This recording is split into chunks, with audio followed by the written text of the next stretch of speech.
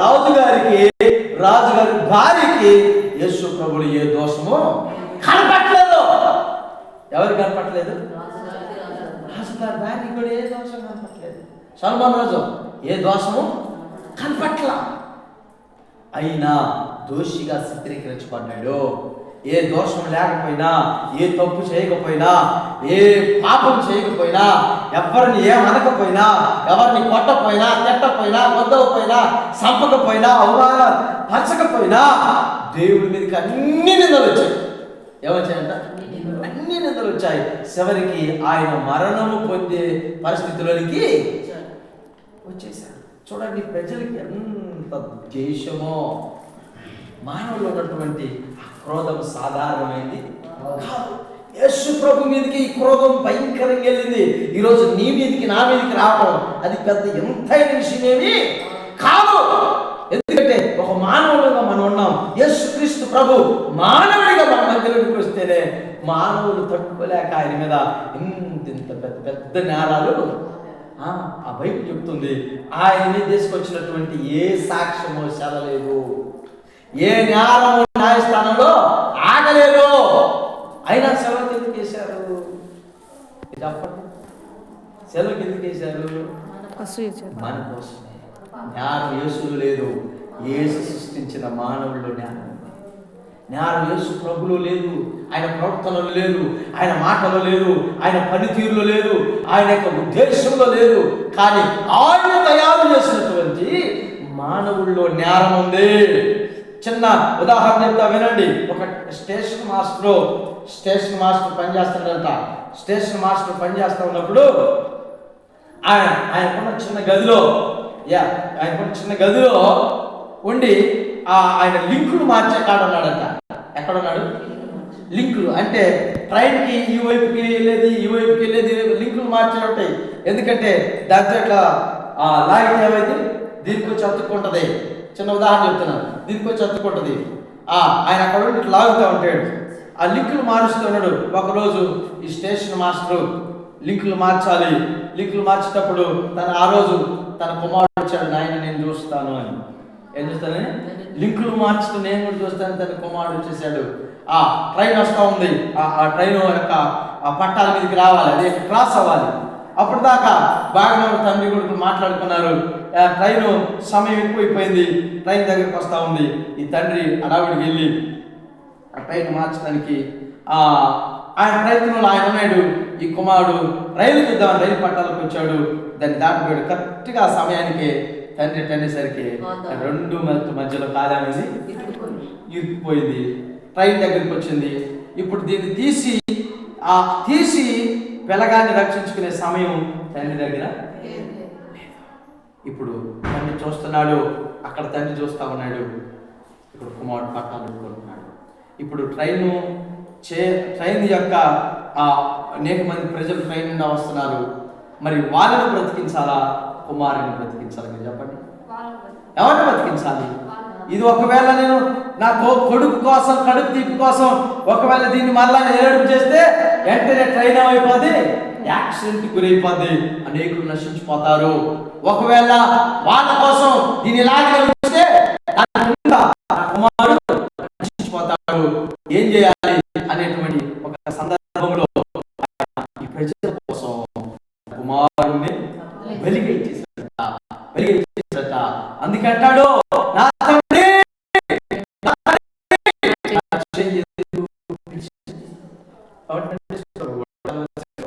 అయ్యా నా చెయ్యెత్తి పిలిచావు, నా చెయ్యెత్తి పిలిచావు. ప్రభు కూడా అదే మాట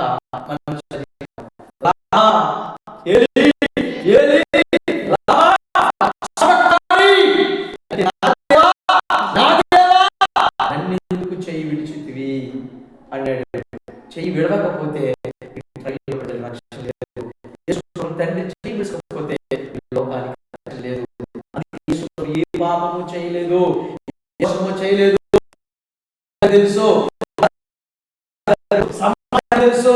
ఇతను దోషి కాదు, ఇతను నిర్దోషి. చిత్రీకరించబడ్డాడు. దోషిగా ఎందుకు మరణించారు అంటే అది ఆయన చేసిన దోషము కాదు, అది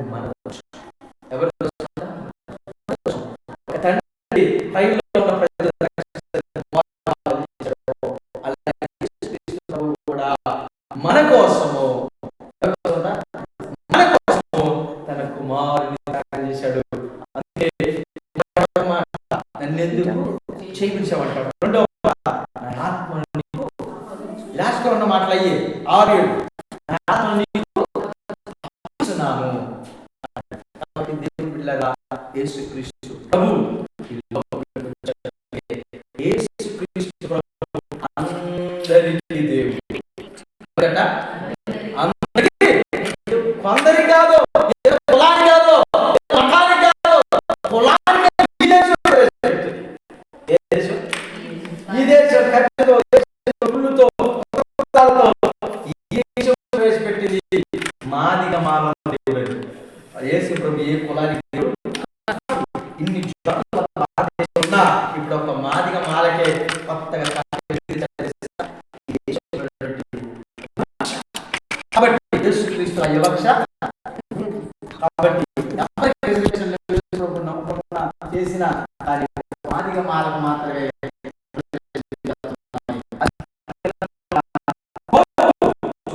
చెప్పింది. అయ్యుండి నువ్వు పెట్టిన కేసు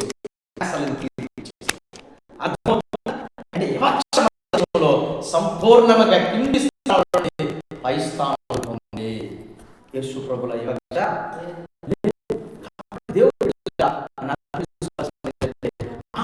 కోర్టులో కూడా యేసు ప్రభు న్యాయస్తుడు కాదు. యేసు ప్రభు నమ్ముకుంటున్నా ఈ దేశంలో ఎవరు నమ్ముకున్న సిద్ధాంతాన్ని ఎవరికి ఇష్టమైన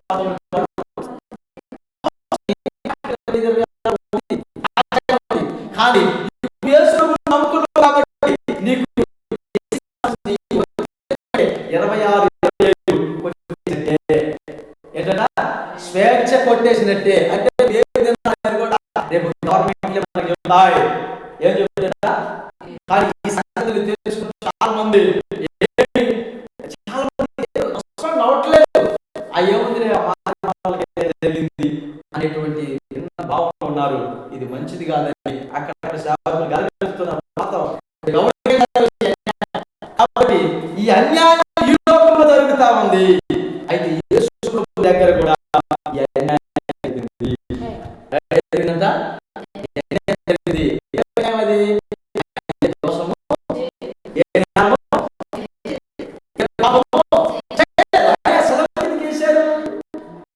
అంటే మనిషిని తయారు చేసింది ఆయనే. ఎవరు తయారు చేసింది? మనిషి తయారు చేసింది ఆయనే. వస్తువుకి దీన్ని తయారు చేసిన ఇది సరిగ్గా బాగుందనుకో, ఎవరికి రిపోర్ట్ ఇస్తాం? దీనికి ఎవరు రిపోర్ట్ ఇస్తాం? దీని సృష్టికర్త ఎవడో దీన్ని ఏం చేస్తాం? మళ్ళీ ఇప్పుడు మనకి గ్యారెంటీ ప్యాను అన్నాడు. అయితే ఒకవేళ ప్యాన్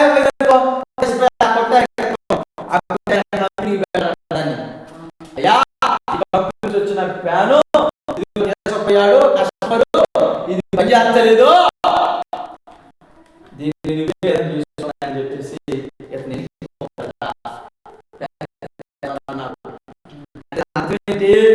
ఎవరు తయారు చేస్తుందో దీనిలో ఏదైనా సమస్య ఉంటే, ఏదైనా రిపేర్ ఉంటే, ఏదైనా బాగుంటే ఎక్కడ పోతుంది? ఆ వస్తువు ఎక్కడ పోతుందా? అందుకనే తయారు చేసిన యేసుక్రీస్తు ప్రభు, అందుకనే ఈ మానవుని తయారు చేసిన ఆయనే. కనుక ఈ మానవుడు దేవుడు పెట్టిన మార్గంలో నిలబడలేకపోయాడు, తొలగిపోయాడు, చేయొద్దన పనిచేశాడు, తినొద్దన తిన్నాడు. కాబట్టి ఇతరులోనికి పాపం ప్రవేశించింది. ఏం ప్రవేశించిందంట? పుట్టినప్పుడు తయారు చేసిన మంచోడే. ఇప్పుడు పిల్లలు పుట్టినప్పుడు చిన్న పిల్లలు ఆడుకున్నాడు. రేపు వాడు ఏమన్నా పెద్దవాడి తర్వాత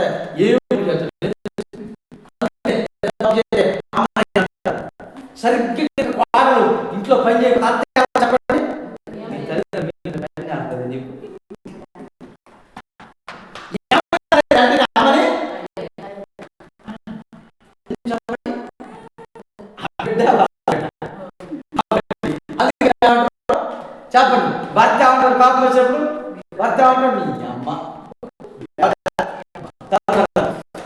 భర్త ముందు పెళ్ళాడు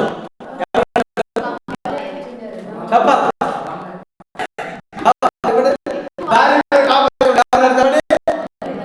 ముందు భార్యలాండు స్టార్టింగ్ అలా నువ్వు పెట్టాడు దాన్ని పిల్లకి నాకు అర్థం అర్థమైంది కదా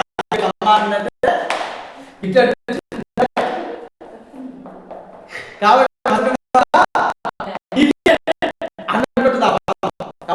కూడా తప్పులన్నింటిని కూడా దేవుడు సృష్టించి బాగా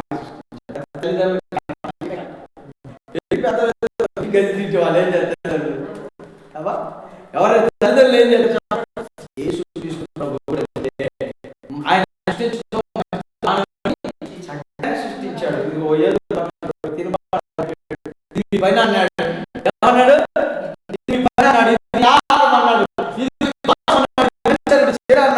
వాళ్ళ పాపాధికారులకు వెళ్ళిపోయాడు. దానికి తండ్రి ఏం చేస్తాడు నా పిల్ల కాబట్టి రక్షించుకున్న బాధ్యత ఈ పిల్ల కోసం నేను త్యాగం చేస్తానని. కొంతమంది కుటుంబాలు చూడండి కట్నం చేసి పంపిస్తారు అయ్యా ఆడపిల్ల కోసం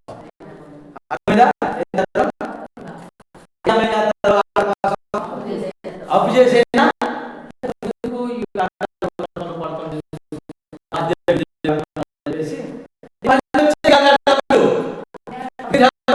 అత్త మామ ఎప్పుడైనా డబ్బులు ఇస్తే కూతురికి ఆ డబ్బు తిరిగి రాదు. నమ్మకం తక్కువ ఏంటంటే చెప్పండి ఈ యొక్క శాంతి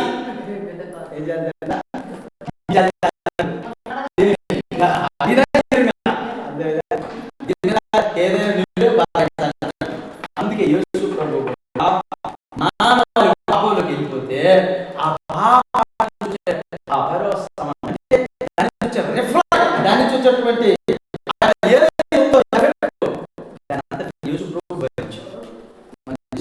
సాధారణ కాబట్టి అందుకే నీవు ఇచ్చినటువంటి డేట్ అయిపోయింది, నీవు ఇచ్చిన సమయం అయిపోయింది, నేను నీ దగ్గరికి వస్తున్నాను. నేను నీ దగ్గరికి వస్తున్నాను. ఇక్కడ అయిపోయింది భూమి మీద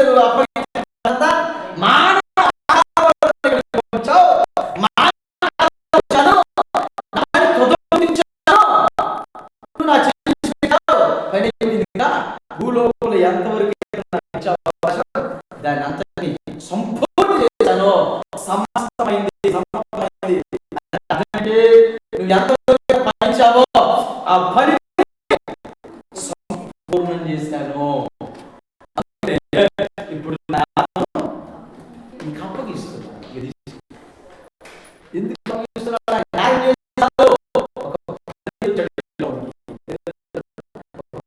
పని పూర్తయింది. మరలా తండ్రి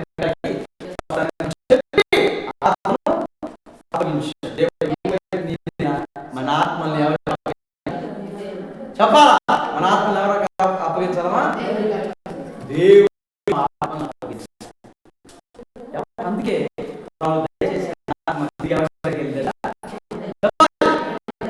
యెహోవా నరుడి యొక్క ఆయుష్ యెహోవా పెట్టిన దీపం.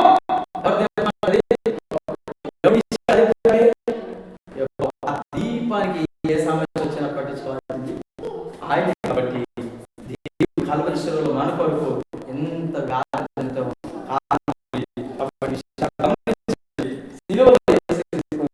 మరి పలికాడు. ఇది ప్రపంచ దేశంలో అది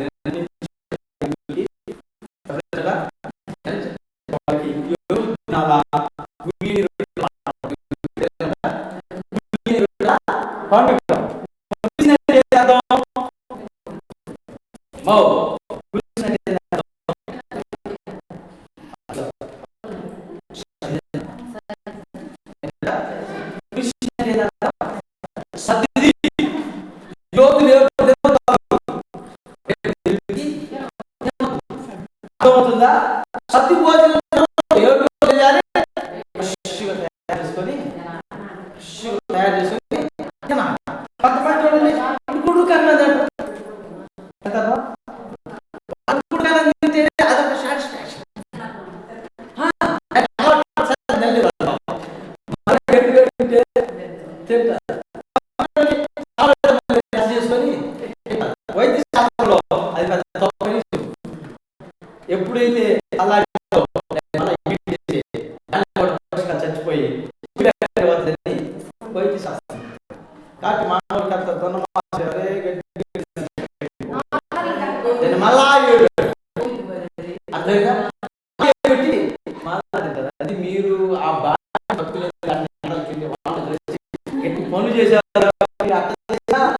బాగానే ఉంటుంది, అది ఏ పని చేయడం జనం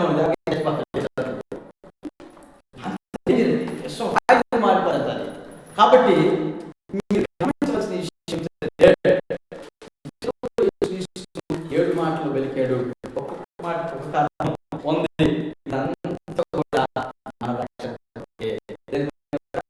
మన రక్షణ కొరకే. యేసు సొంత సంతానం లేదు.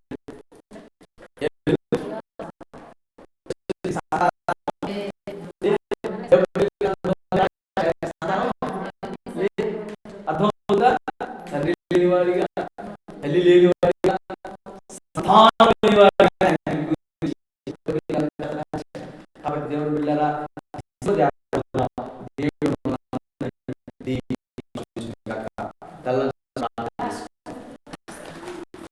మహాపరిశుద్ధుడు